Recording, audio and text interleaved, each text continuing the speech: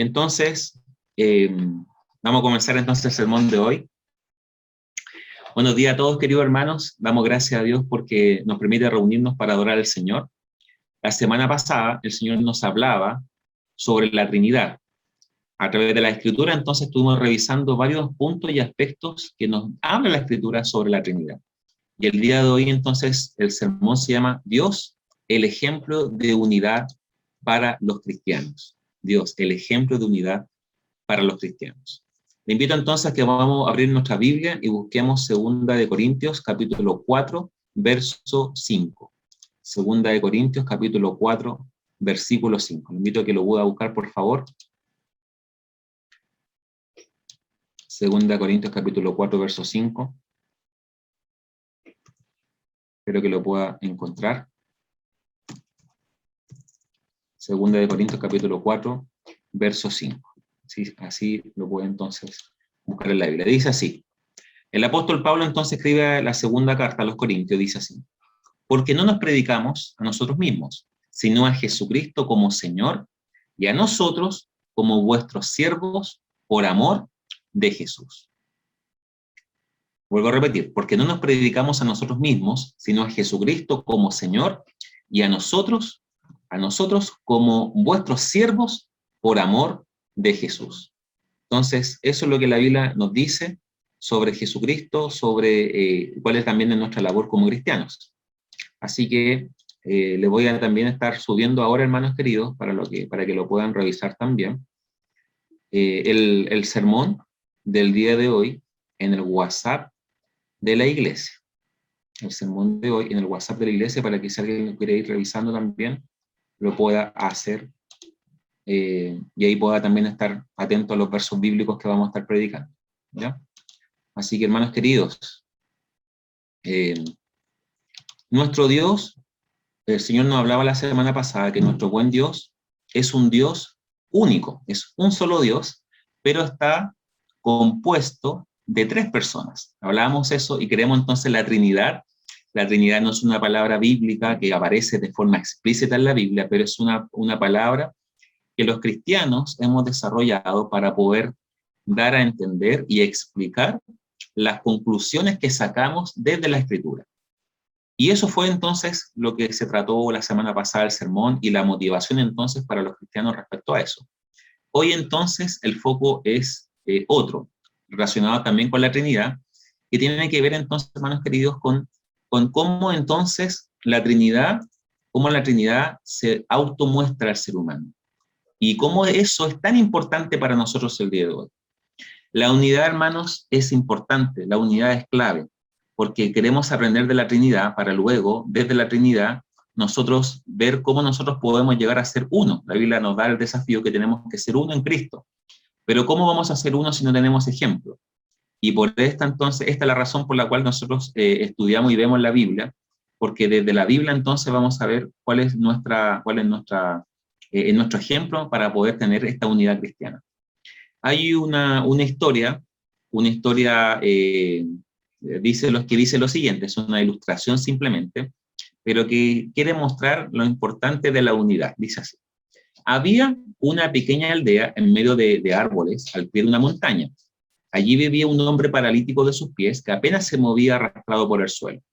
Enfrente de su choza vivía un hombre ciego y testarudo, muy porfiado, ¿verdad? Ambos se habían enemistado hace muchos años por una razón que ya nadie se acordaba. Lo cierto es que los dos todos los días se encontraban una excusa para discutir acaloradamente. En más de una ocasión se desearon incluso la muerte el uno para con el otro. Un día hubo un incendio en este bosque y el fuego comenzó entonces a llegar hasta las chozas de ellos, de aquella aldea. La gente salió huyendo, pero nadie ayudó ni al ciego ni al paralítico. Aquellos hombres entonces gritaban pidiendo auxilio, por favor, intentando escapar de las llamas, pero nadie les hizo caso, nadie los escuchó, y entonces el ciego empezó a dar vueltas en su patio intentando escapar, pero no lograba entender, como no veía nada, no sabía cuál era el camino para escapar. Por otra parte, el paralítico miraba y sabía que había un espacio en el cual se podían escapar, pero no podía huir porque no podía moverse, por cuanto era paralítico. Entonces, luego de mucha discusión y luego de mucho pensamiento y reflexionar, tuvieron que llegar a una conclusión. Y se dieron cuenta de que la única forma de salvarse era uniendo esfuerzos el uno para con el otro.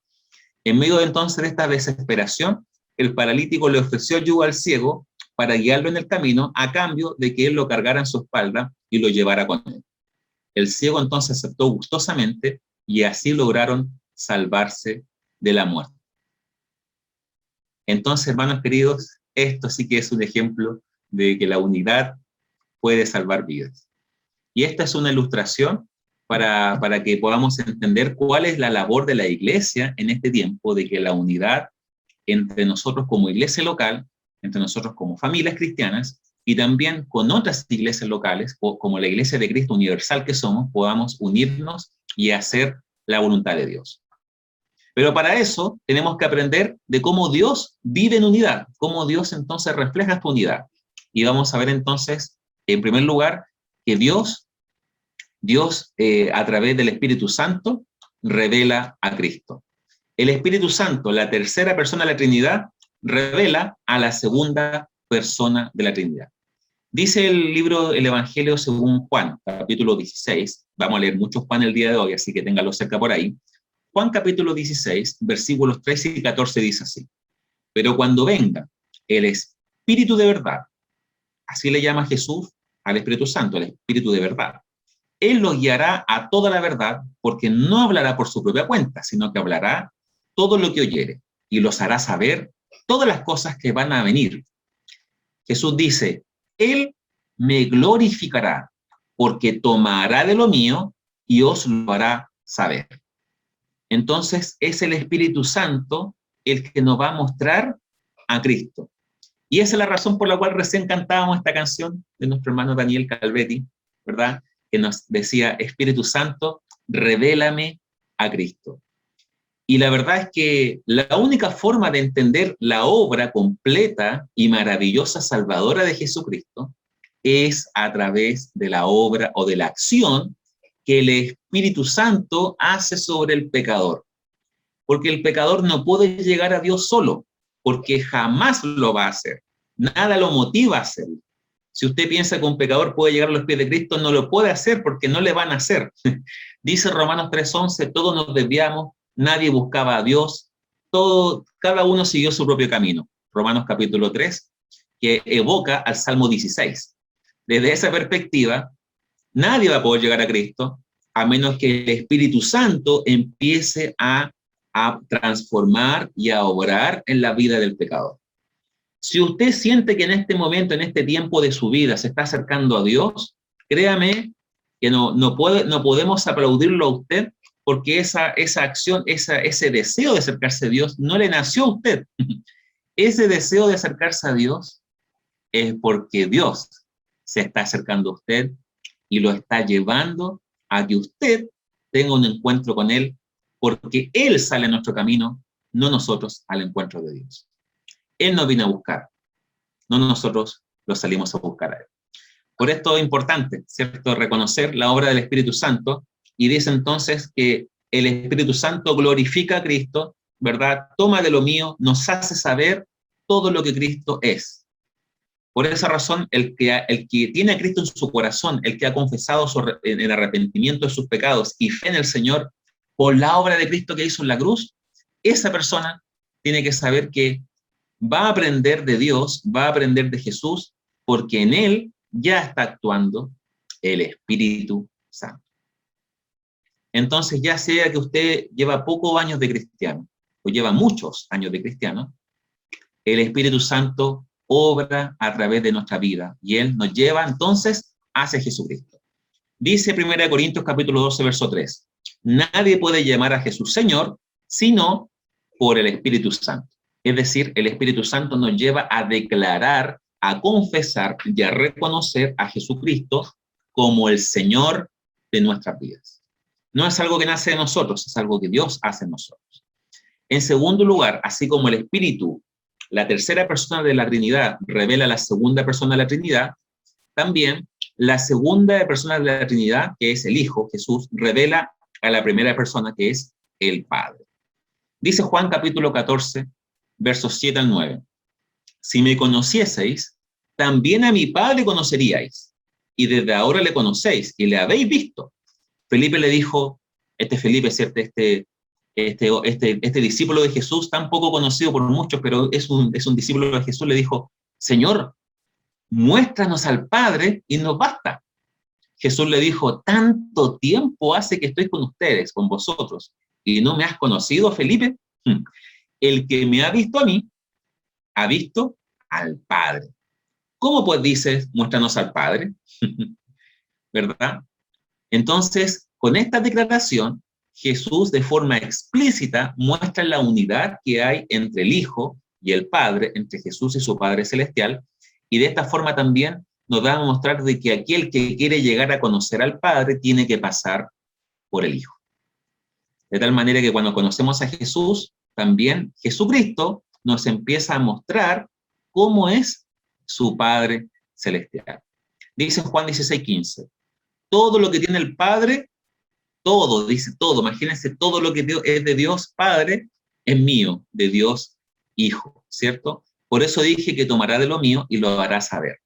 Entonces, así como el Espíritu Santo nos revela a Cristo, Cristo nos revela al Espíritu Santo. Entonces, si se dan cuenta, cada uno de ellos no se glorifica a sí mismo, sino que glorifica a otro.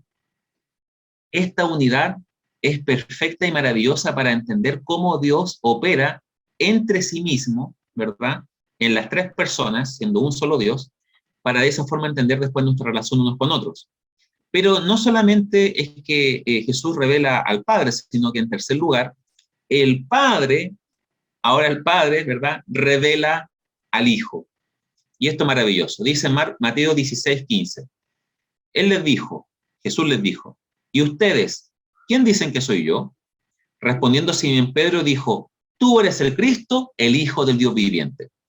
Entonces le respondió Jesús, bienaventurado eres Simón, hijo de Jonás, porque no te lo reveló carne ni sangre, sino es importante, mi Padre que está en los cielos.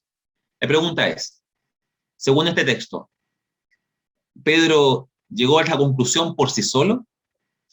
Pedro tuvo un grado de inteligencia superior a Albert Einstein que llegó a esta conclusión, ¿cierto? ¿Cómo es posible que haya llegado a esta conclusión? Y Jesús le dice, esto no te lo reveló nada humano. Esto no lo va a encontrar en la universidad, no lo va a encontrar en los libros, no lo va a encontrar en las noticias. Esta información o esta declaración de reconocimiento a la deidad de Jesucristo, solo te la pudo haber dado directamente Dios Padre. Entonces, por esta razón es que cuando en la Biblia vemos que hay personas que llegan a confesar que Jesús es el Hijo de Dios, es porque son personas donde el Espíritu Santo ha trabajado en sus vidas durante varios tiempos a través de la Escritura y otros medios, ¿cierto?, para llegar a esta conclusión. Nadie puede llegar a esta conclusión por sí solo, porque nadie puede llegar a Dios por mérito propio. La única forma es que Dios se lo muestre o Dios se lo revele de forma directa, y hoy creemos que eso solamente puede existir a través de la Escritura y a través del ejemplo de Jesús. Mateo 3:17 dice así, que nos recuerda, hay unos textos que nos recuerdan las dos veces donde de forma explícita el Padre habla respecto a su Hijo. Uno es el bautismo, y Mateo capítulo 3, y otro en su transfiguración en la montaña, cuando él muestra su gloria, ¿cierto?, a sus tres discípulos preferidos. Esto aparece entonces en Mateo 17. Dice Mateo 3:17. Hubo una voz de los cielos que decía, este es mi Hijo amado, en quien tengo complacencia. Este es mi Hijo. Este es mi Hijo. Qué hermoso. Si uno se siente muy feliz de poder presentarle a los vecinos, los amigos, los compañeros, ¿cierto?, quiénes son nuestros hijos, porque uno está contento con ellos, lo que han logrado, lo que son, todo. Imagínense a Dios Padre presentando de forma pública, ¿cierto?, a su Dios, a su Dios Hijo, al Dios Hijo, a Jesucristo. Entonces aquí vemos esta declaración. Y luego en Mateo 17, verso 5, vemos que nuevamente hay una voz. Dice, mientras él aún hablaba, hubo una voz de los cielos los cubrió, una nube de luz los cubrió, y aquí una voz desde la nube que decía, este es mi Hijo amado, en quien tengo complacencia, a él oíd. 2 veces, de forma explícita, el Padre se revela a los seres humanos, ¿verdad? Los discípulos de Jesús, en un momento en el bautismo de Jesús, en otro en la transfiguración, y él entonces declara que realmente Jesús es su Hijo, porque el Padre revela al Hijo. Entonces hemos visto que el Espíritu Santo refleja a Jesús y Jesús refleja al Padre. Ahora estamos viendo que el Padre revela, muestra al Hijo. Lo muestra como es, tal como es. Y en cuarto lugar, el Hijo revela al Espíritu Santo. Dice Juan 14:26, mas el Consolador, en griego es la famosa palabra paracleto, ¿verdad? Aquel que consuela el corazón, aquel que obra en el corazón, el Consolador, el Espíritu Santo, a quien el Padre enviará en mi nombre, ¿verdad? Él les enseñará todas las cosas y les recordará todo lo que yo les he dicho. Esto es importante porque aquí vemos que el Espíritu Santo es enviado por el Padre, pero es enviado en un nombre. Y ese nombre, que es sobre todo nombre, es el nombre de Jesús. Por esta razón, vemos que el Espíritu Santo, ¿verdad?, es revelado por el Hijo. El Hijo nos muestra, revela quién es el Espíritu Santo. De hecho, todo esto está sucediendo antes de que Jesús muera en la cruz.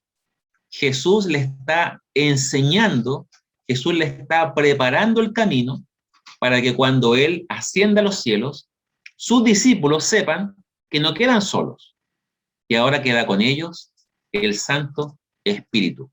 Dice Juan 15:26, pero cuando venga el Consolador, a quien yo los enviaré del Padre, ¿verdad?, el Espíritu de verdad, el cual procede del Padre, Él dará testimonio acerca de mí.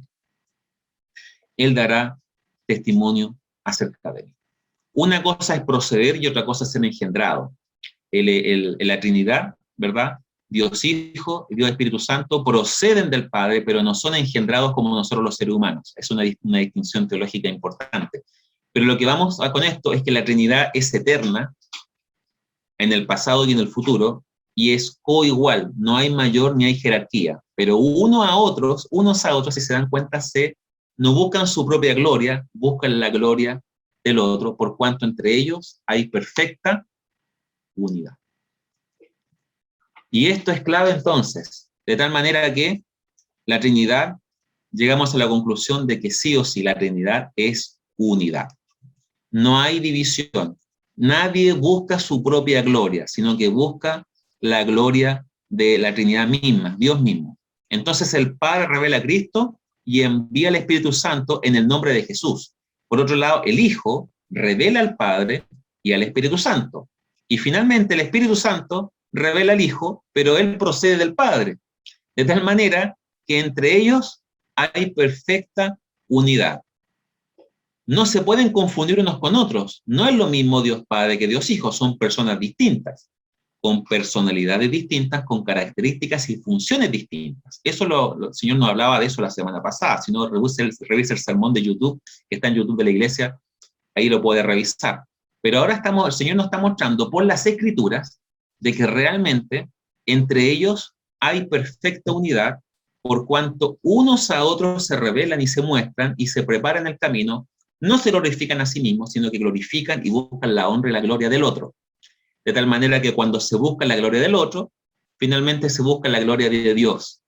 Y esto es maravilloso. Este misterio tan grande y a la vez, a veces un poco complicado de entender, es a la vez el ejemplo para nosotros, los cristianos. Llegar a dudar, poner en duda la deidad de Cristo, la deidad del Espíritu Santo, casi nunca se pone en duda la deidad del Padre. Esto tiene consecuencias no solamente para entender a Dios, sino que también tiene consecuencias para entender nuestra salvación, y desde ahí en adelante, desde Dios y nuestra salvación, para entender nuestra relación como iglesia y unos con otros. Es decir, sacando la base, se destruye todo lo que se ha construido en este gran edificio bíblico, ¿cierto?, doctrinal, que es nuestra fe cristiana. Por eso, cuando vemos otras religiones que dicen que Dios que Dios, ok, creemos en Dios, pero no, Dios, Jesús no es el Dios, y ponen en duda la deidad de Jesús. En la historia se dijo, algunos dijeron que Jesús parecía a Dios, pero no era Dios. Otros dijeron parecía humano, pero no era humano. Se puso en duda eso. Otros dicen, todavía algunos dicen, que el Espíritu Santo no es persona, es una fuerza, es una energía. Y empiezan a poner en duda todas estas cosas que para nosotros es clara. Dios Padre, Dios Hijo y Dios Espíritu Santo, uno son. Pero los tres, juntos, ¿verdad? Es un Dios. De tal manera que no podemos decir que son tres dioses, aunque sí podemos decir que son tres personas. Aún así, en medio de este misterio, podemos darnos cuenta de que entre ellos, la relación que hay entre ellos es de perfecta unidad. Entonces la pregunta es, así como Dios Padre, Dios Hijo y Dios Espíritu Santo se revelan, revelar es con B corta, ¿cierto? Significa mostrar al otro, mostrar. Con B larga es otra cosa, ¿cierto? Pero con B corta es mostrar a los demás. Así como Dios se muestra a sí mismo, la pregunta es, ¿y nosotros? ¿Cómo debemos revelar o mostrar a Dios? El creyente, el seguidor de Cristo, aquel que cree en esta Santísima Trinidad, ¿verdad? La canción que cantábamos recién decía, venid, glorificar a Dios, y empieza con el Padre, luego sigue la segunda estrofa, sigue con el Hijo, y la tercera estrofa que acabamos de cantar, aunque no estaba la letra ahí, vamos a corregirlo para la próxima, ¿cierto? Dirá el Espíritu Santo. Ambos se muestran unos a otros. La pregunta es, ¿y nosotros? Esto que parece tan abstracto, que no es nada abstracto, ¿cómo entonces nosotros podemos aplicarlo a nuestra vida? ¿Cómo esto se aplica a nosotros? Y bueno, Jesús y la palabra de Dios es clara. Dice Mateo capítulo 5, verso 13 al 16, nuestro hermano Francisco lo leía al principio del culto. Jesús dice, ustedes son la sal del mundo, ustedes son la luz del mundo, ustedes son la sal de la tierra. De tal manera que tenemos que ser luz y reflejar a Dios siendo luz en medio de la oscuridad que estamos, y tenemos que a la vez ser sal, porque la sal tenía muchas propiedades, muchas funciones, pero le daba sabor sabor a los alimentos, pero también preservaba las cosas. Entonces, nosotros, ahora la función del creyente, si Dios nos salvó, es para que nosotros ahora nos dediquemos nuestra vida a reflejar al Dios al cual adoramos. Y Jesús, en el Sermón del Monte, Mateo capítulo 5, nos dice, ustedes son, no dice ustedes serán, están presentes, ustedes son la luz del mundo, la sal de la tierra. Entonces, cuando usted y yo, en nuestro trabajo, en nuestra casa, en nuestra familia, cuando vamos de camino a algún lugar, cada vez que usted vive y respira, usted ahí está mostrando cuál es el Dios al cual usted adora. Alguien dijo por ahí, muchas personas no pisarán una iglesia ni escucharán un sermón, pero el único sermón que habrán escuchado y visto es la vida de un creyente. Esto significa entonces que nuestra labor es fundamental a la hora entonces de poder reconocer que tenemos una parte activa en mostrar al Dios que adoramos. Por eso, hermanos queridos, lo primero entonces es eso, nosotros somos sal y luz. El segundo texto se encuentra en el libro de Gálatas, capítulo 2, verso 20, donde el apóstol Pablo dice, llega a la conclusión después de decir muchas cosas, dice, ¿saben qué? Con Cristo estoy juntamente crucificado, ya no vivo yo, mas Cristo vive en mí. Lo dejaré hasta ahí ese versículo. Ya no vivo yo, Cristo vive en mí. ¿Eso qué significa de forma práctica? Que cuando usted vive, vive para Dios. Por tanto, todo lo que usted hace tiene que ser mostrando que usted vive para Dios.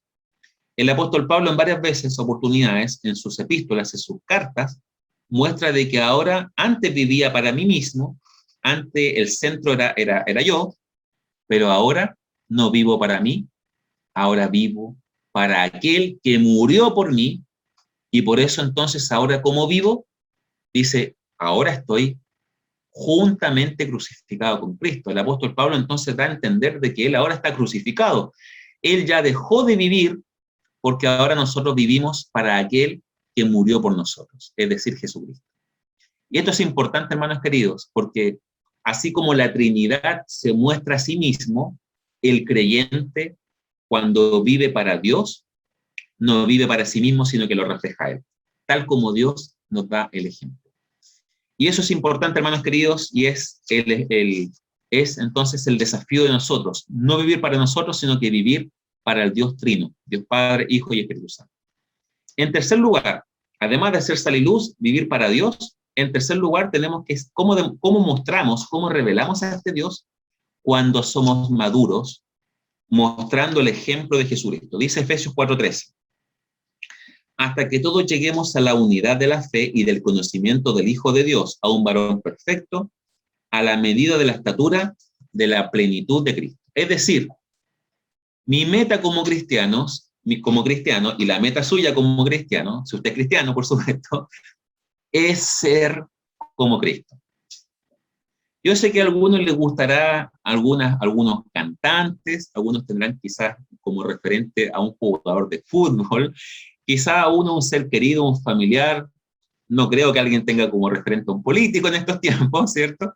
Pero más allá de eso, estoy seguro de que de una u otra forma, en algún momento de su vida, usted tuvo como un gran ejemplo, un ídolo a alguien. Y quería quizás vestirse, hablar o ser como esa persona.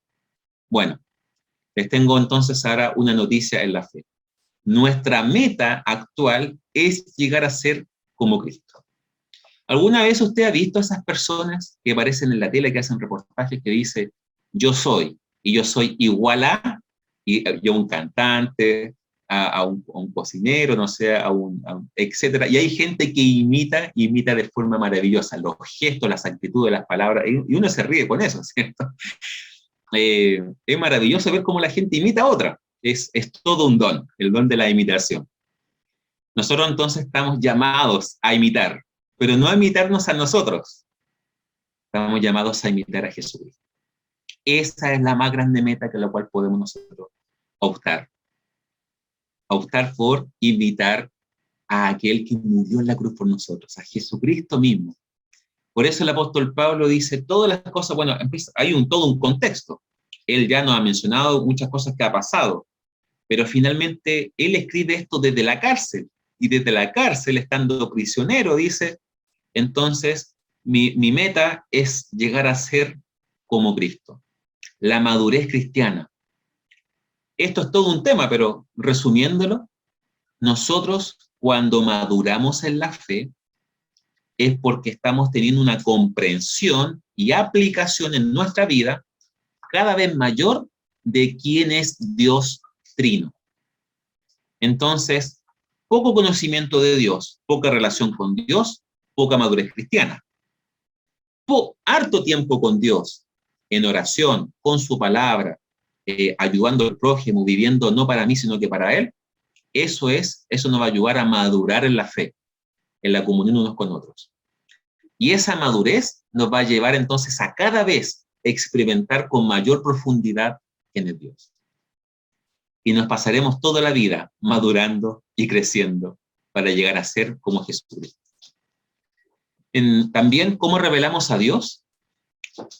Anunciando la buena noticia de salvación. Dice el libro de Romanos capítulo 10, verso 14 en adelante. ¿Cómo la gente invocará a aquel en el cual no han creído? ¿Cómo creerán en aquel de quien no han oído? ¿Y cómo van a oír si nadie les predica? ¿Cómo van a predicar si no fueren enviados? Como está escrito, cuán hermosos son los pies de los que anuncian buenas nuevas. Buenas nuevas también significa evangelio o buenas noticias. Son buenas noticias. Entonces, cuando nosotros, si queremos aprender de la Trinidad, que se glorifica a sí mismo, ¿verdad? Que busca la honra unos con otros, pero están en perfecta unidad, el creyente, cada vez que a otra persona le habla de la buena noticia que hay en Cristo, nosotros entonces No ponemos el centro en nuestra propia gloria, porque no hay nada de gloria en nosotros, sino que ponemos la honra, la gloria, la alabanza y todos los atributos de Dios que son maravillosos, los estamos anunciando para que otra persona más conozca y se relacione con este buen y trino Dios.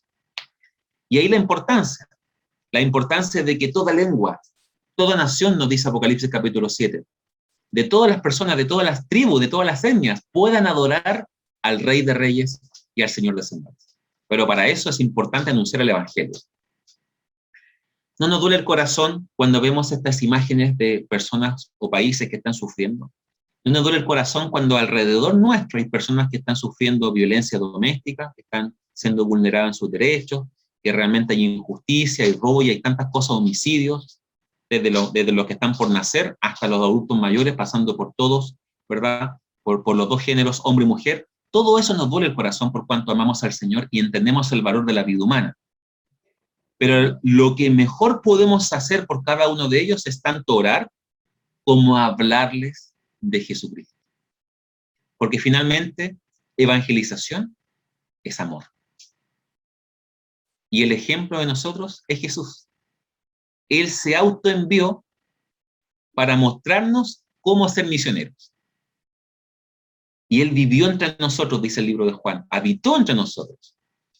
Y vimos su gloria. Pero lamentablemente a los suyos vino, pero los suyos no lo recibieron.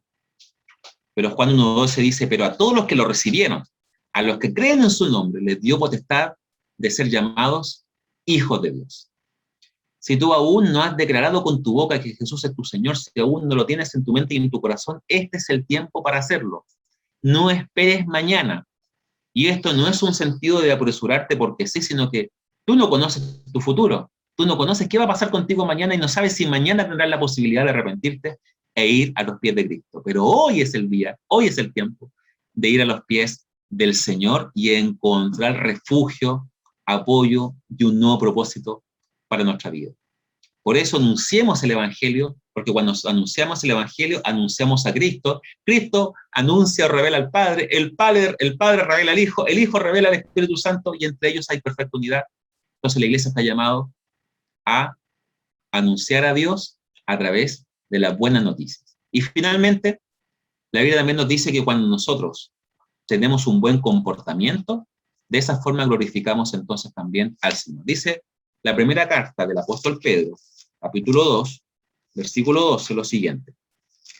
Dice, manteniendo buena vuestra manera de vivir entre los gentiles, es decir, compórtense de buena forma entre la gente no creyente, para que los que murmuran de ustedes, como de malhechores, glorifiquen a Dios en el día de la visitación, al considerar sus buenas obras. Es decir, cuando tenemos un buen comportamiento, cuando todos nuestros compañeros copian y tú no copias, cuando todos dicen malas palabras pero tú no ocupas malas palabras, cuando todos se burlan de alguien y tú no lo haces, sino que tú defiendes eso y dices, no, no hagamos esto, está mal, tú de esa forma, viviendo de manera contracorriente, ¿cierto? El río va para abajo, tú eres un salmón que va hacia arriba, ¿cierto?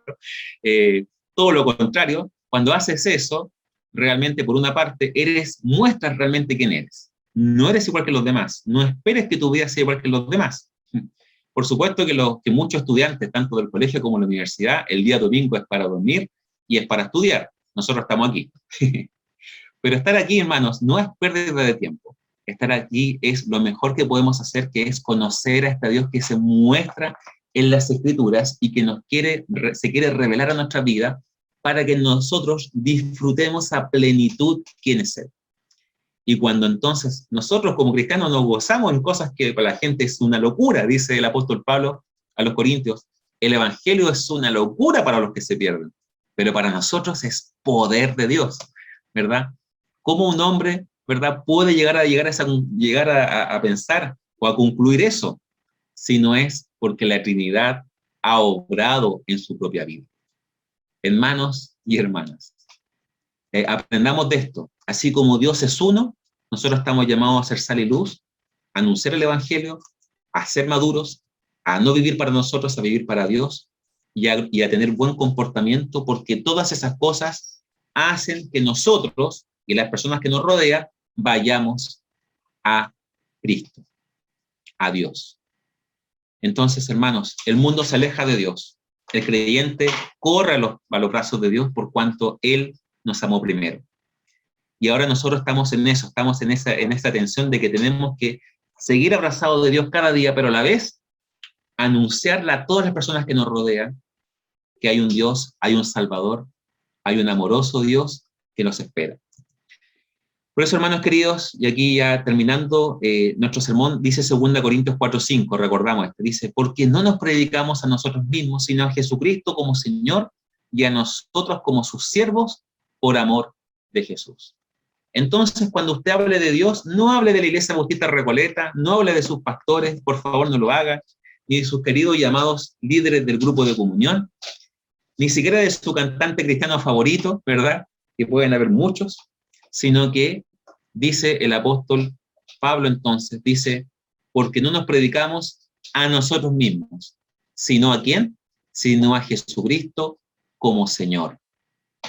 Y si predicamos a Cristo, Cristo nos lleva al Padre, el Padre nos lleva al Hijo, y el Hijo nos lleva al Espíritu Santo. Perfecta unidad. En nuestra iglesia somos de distintos países, de distintas razas, de distintas costumbres, de distintas familias, incluso a veces de distintos idiomas, pero ¿cómo la iglesia, siendo tan diversa, puede llegar a estar en unidad? Por el ejemplo de la Trinidad. Hermanos queridos, oremos al Señor y sigamos exaltando y adorando a este único y trino Dios. Oremos al Señor entonces para terminar este tiempo.